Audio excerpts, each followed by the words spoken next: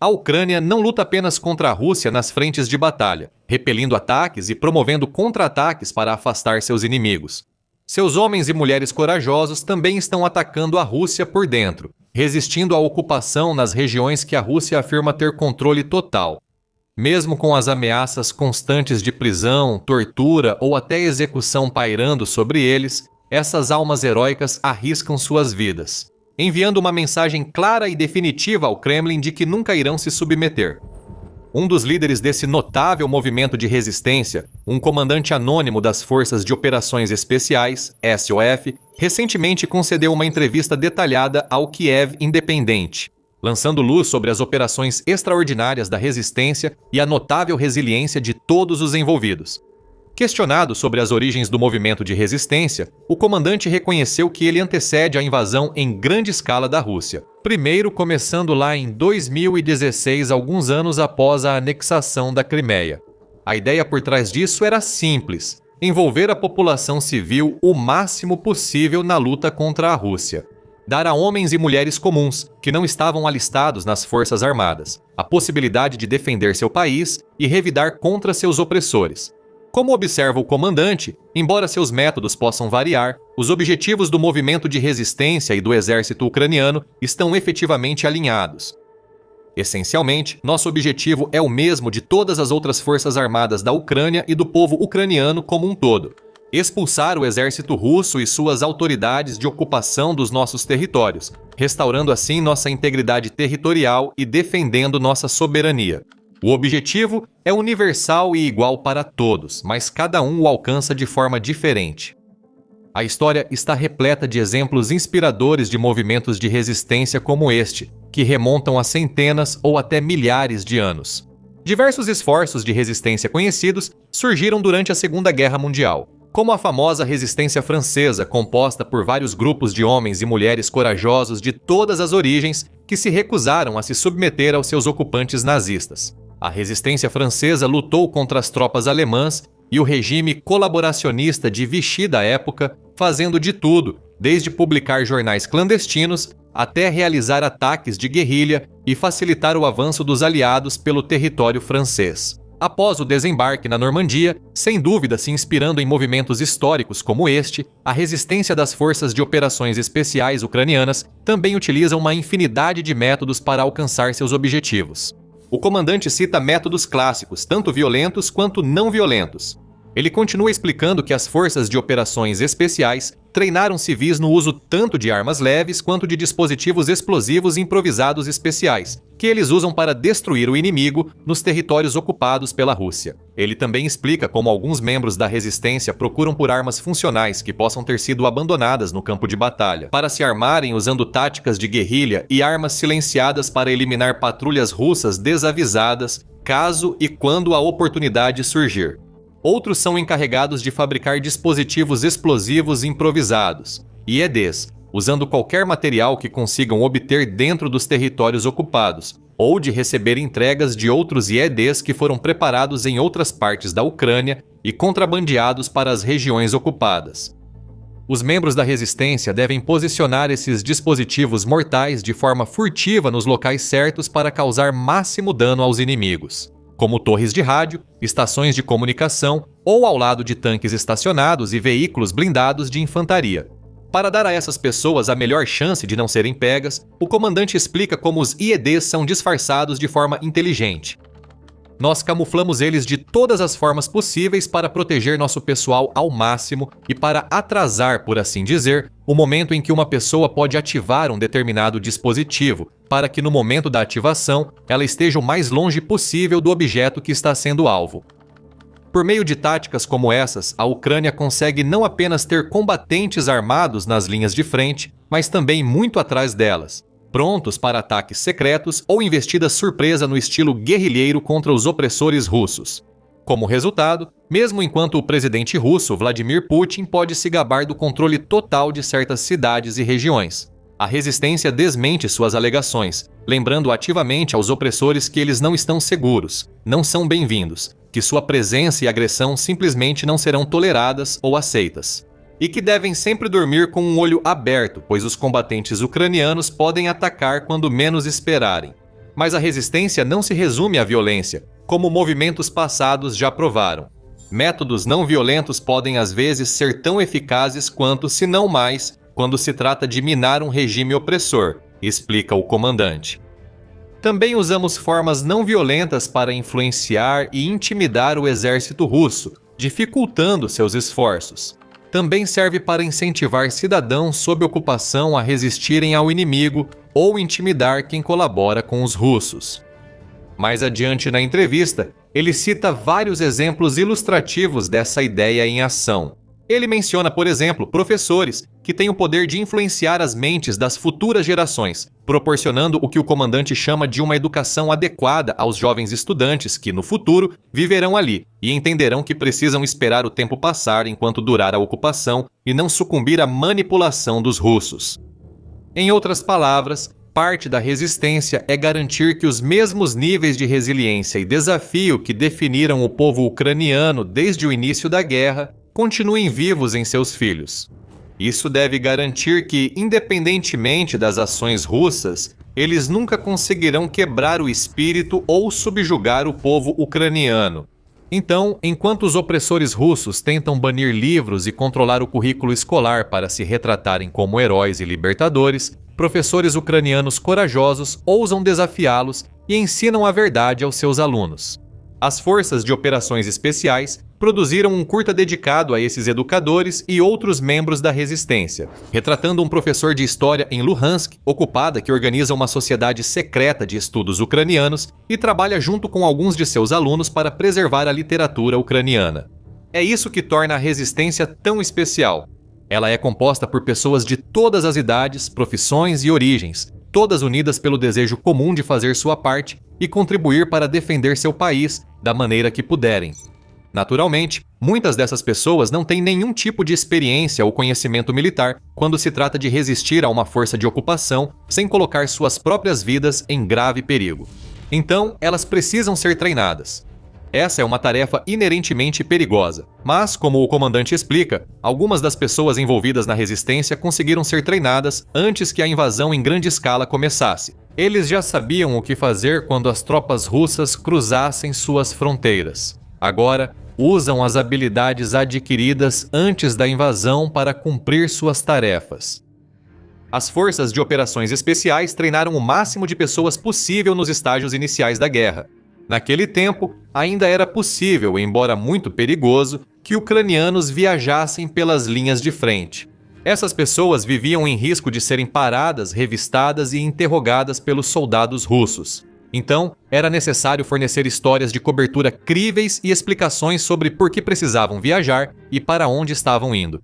Com o avanço da guerra, o treinamento presencial do movimento de resistência ficou inviável, mas as Forças de Operações Especiais continuaram aceitando e educando novos membros, como explica o comandante. Treinamos remotamente as pessoas que encontramos agora ou que estão prontas para cooperar conosco. Os ucranianos que vivem nessas regiões, como inúmeras pessoas antes deles, cujas terras foram tomadas à força por opressores e invasores, não precisam se envolver nesse tipo de ação. Eles poderiam simplesmente cumprir as expectativas e exigências de seus opressores, seguindo para viver vidas quietas e simples, tentando encontrar conforto onde puderem e esperando que as coisas melhorem. Essa seria a opção mais fácil e segura, especialmente numa guerra como esta, com tantos crimes de guerra documentados e punições horríveis, para aqueles que mostram até mesmo os menores sinais de apoio à Ucrânia ou que se rebelam contra o regime opressor russo.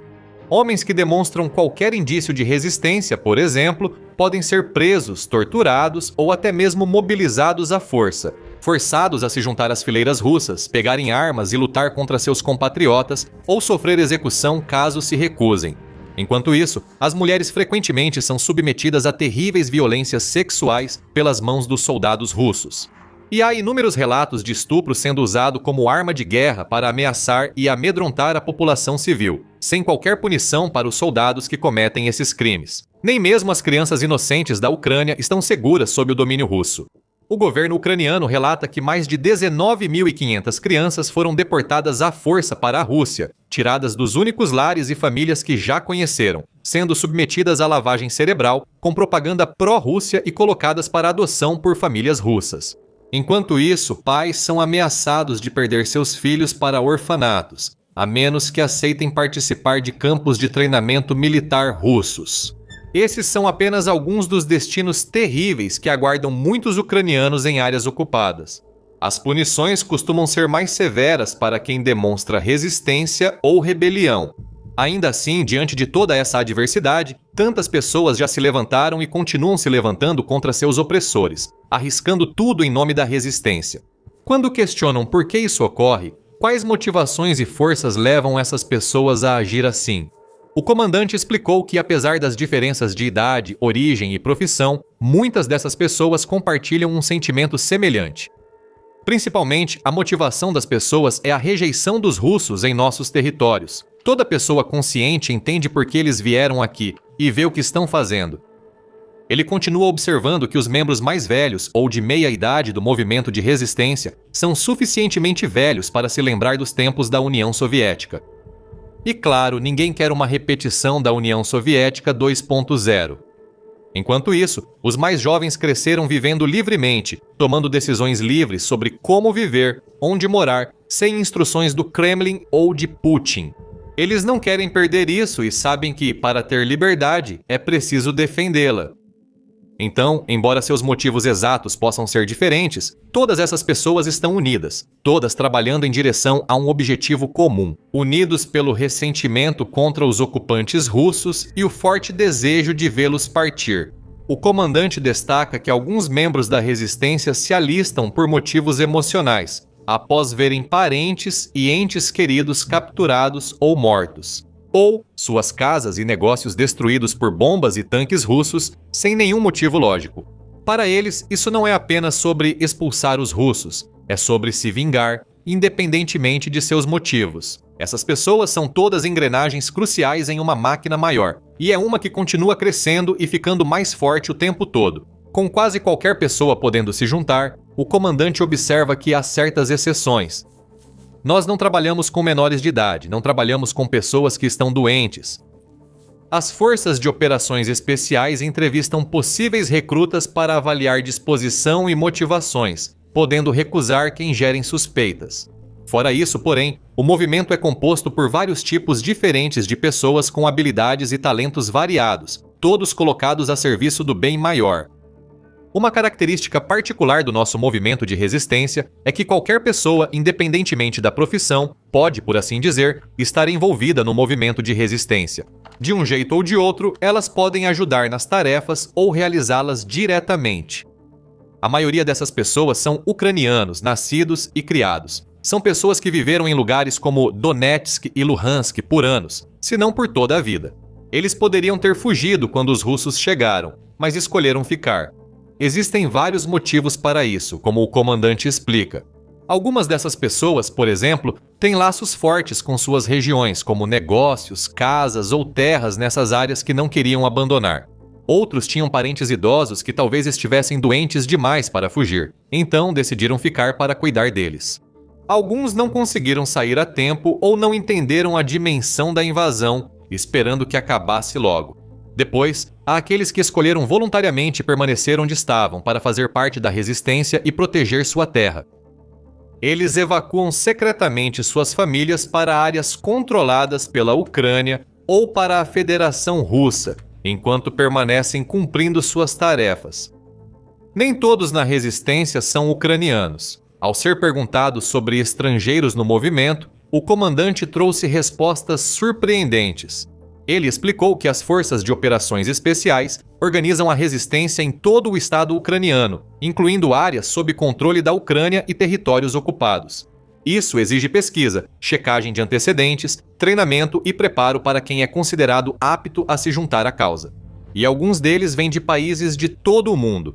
O comandante observa que alguns vieram originalmente para a Ucrânia como inimigos. Houve casos em que pessoas vieram para lutar, caíram na propaganda da Federação Russa, foram para lá e então, já aqui, perceberam do que realmente se tratava. Eles nos procuraram para mostrar disposição em cumprir tarefas em nosso interesse, pois entenderam quem é quem nesta guerra. Outros saíram de suas terras natais e foram à Ucrânia apenas para lutar por Kiev. As forças de operações especiais recebem frequentemente pedidos de ajuda de estrangeiros. O comandante destaca que essas ofertas de ajuda podem vir de locais tão distantes quanto a Nova Zelândia. Recentemente tivemos um caso em que pessoas entraram em contato conosco e disseram: "Diga-nos como podemos ajudar. Estou pronto para ajudar. Quero estar do lado certo da história durante este período." Claro, nem todas essas pessoas podem realmente contribuir de maneiras significativas sem estarem fisicamente presentes nos territórios ocupados. As forças de operações especiais, SOF, agradecem o apoio e buscam manter contato com quem está disposto a ajudar. Já houve casos em que militares de outros países entraram em contato com a SOF, pedindo para aprender como funciona a resistência deles, para que possam organizar algo semelhante, caso seus países enfrentem opressão ou ocupação semelhante algum dia. Temos parceiros tanto do Ocidente quanto do Oriente, interessados em aplicar nossa experiência em seus países, para que no futuro eles possam levar em consideração quando algum país grande com muitos recursos atacar um país com menos recursos. O comandante continua dizendo que a resistência já compartilhou informações com países razoáveis, incluindo aqueles próximos à Federação Russa. Destaco que as forças de operações especiais estão dispostas a compartilhar nossas experiências ao máximo. E citando exemplos como Lituânia, Estônia e Finlândia, onde movimentos de resistência contra a ocupação russa podem se tornar cada vez mais importantes nos próximos anos. Talvez a revelação mais chocante da entrevista do comandante tenha sido que até russos se alistaram na resistência ucraniana. Russos nos procuram pelos nossos canais, já estão motivados. Vemos isso agora. É principalmente ódio ao Putin, ao regime dele e a forma como as pessoas buscam seu futuro e entendem que não o veem na Federação Russa.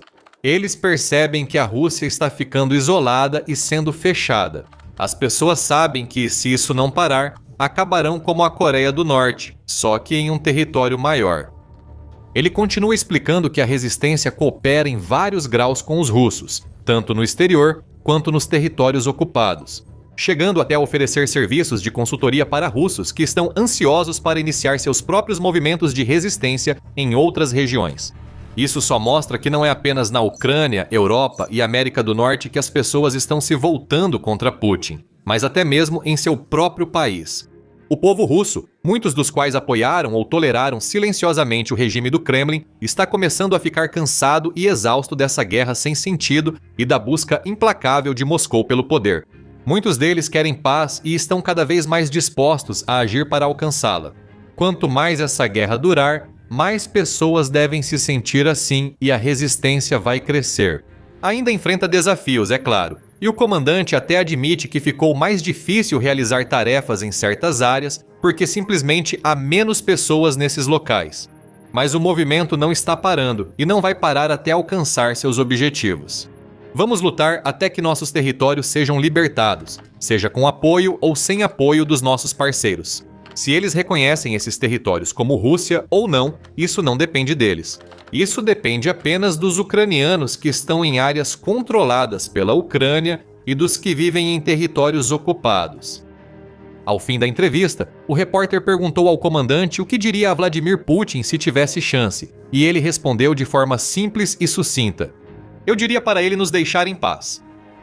Se a resistência continuar lutando e as forças armadas da Ucrânia continuarem tendo as grandes vitórias que conquistaram recentemente, então, talvez um dia, Putin finalmente ouça essa mensagem agora." Você pode saber mais sobre uma das vitórias recentes da Ucrânia neste vídeo, que mostra como as forças armadas do país conseguiram algo que parecia impossível na região de Donbás. Ou assista a este vídeo para ver como as defesas de linha de frente da Rússia, antes fortes, começaram a desmoronar. E por fim, inscreva-se no nosso canal para receber notícias, reportagens e análises sobre a guerra entre Rússia e Ucrânia e outros conflitos globais.